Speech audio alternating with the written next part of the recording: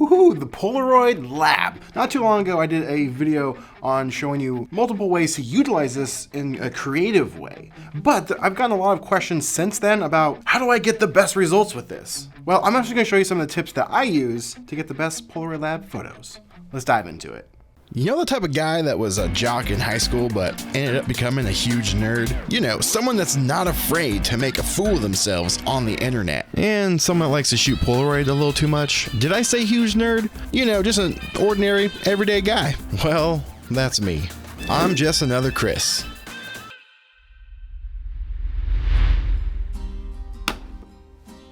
Welcome in. The Polaroid Lab, it gets not quite the love I feel it deserves. A lot of people, when they hear the Polaroid Lab, they feel like you're a fake artist, you're a fake photographer, everything's fake. Come on, it's ridiculous. And I went into that a little bit in the last video. If you haven't watched that, I'll leave a link in the description below. This thing is a vital tool in my arsenal. I utilize this thing all the time when I do thumbnails or recreations of Polaroids from like TV shows and stuff. Thumbnails for YouTube videos, you know. AKA the podcast that I just launched. If you guys haven't seen the newest podcast release, check out the link in the description as well. I am super excited. It's on this channel and extended version of the podcast over in the membership area. Consider checking it out. Patreon.com/justanotherchris. Consider joining the Spitfire Club. It's a great tool to have in your quiver to be extra creative. But how do you get the best results out of this? A lot of people in my comment section and people I talk to that use this, they say their pictures come out pretty dark. And there's a couple of reasons for that. To describe how to compensate for that and fix those issues, you first have to understand how this thing works. And it's honestly pretty simple. It's actually a camera.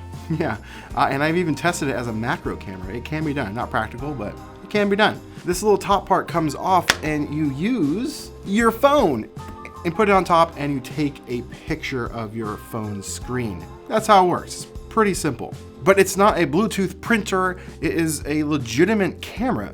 Other than that the shutter speed is permanently fixed, there really isn't any light sensor in there. It's just that when you push the button, it's gonna have the same shutter speed every single time. So the first tip that I would recommend you doing is making sure your phone screen is maxed out. Depending on the phone that you are using, sometimes this feature is automatic. For instance, on an iPhone, if it's a darker room, your screen tends to dim down. But if you're in a bright area, like right outside, your screen is going to be automatically brightened up all the way. So in this situation, once you put your phone screen down, it could trick the phone into thinking that you're in a dark room and it's going to dim the screen. So when you're taking a picture of your screen, it's going to be dark. So make sure your brightness is all the way turned up on your phone, and that should solve a lot of your problems. Now, tip number 2, and the final tip here in getting the best results that you can out of Polaroid Lab, and that is the photo itself that you're trying to transfer to film.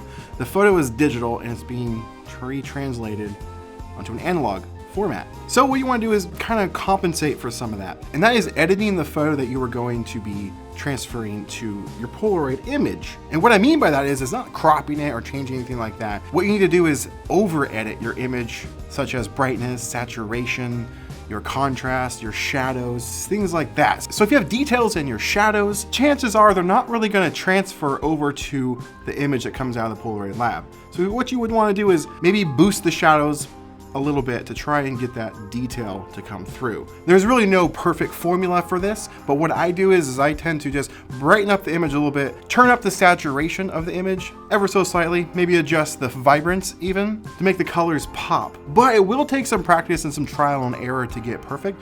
It just depends on the photo that you are using. And you can use a variety of different sort of editing services. You can Photoshop, Lightroom, but why go that crazy? If you want to use a free app, I use Snapseed, and it's a Google editing app, but you can even just use the phone editor that's built in.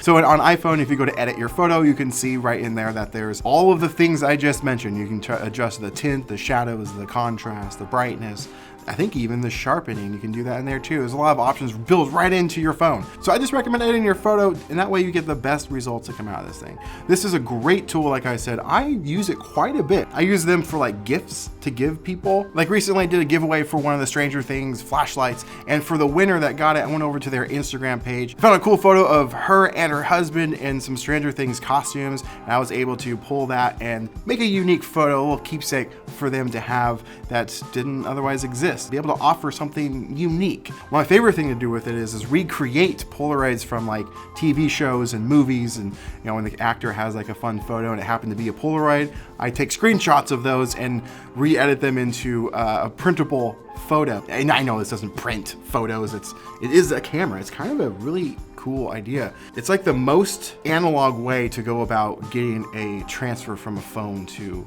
a photo. I think that's just a really cool and brilliant idea. And if you want to see a full review of this thing in more proper detail of that, there is a link again, like I said, in the description. But I recommend getting one, and hopefully this has helped you and properly use the Polaroid Lab and get better photos. I love this thing and highly recommend you guys picking one up. Ignore the haters out there of this thing. People get really upset when you bring up the Polaroid Lab. It's just the name in general, and so yeah, whatever guys, get over it. If you have any more questions, please leave some comments down below and maybe consider joining the Discord. There's a bunch of us in there that can definitely help you get your questions answered. Thank you so much for watching. I'll see you in the next video. Now, get out there, make some art.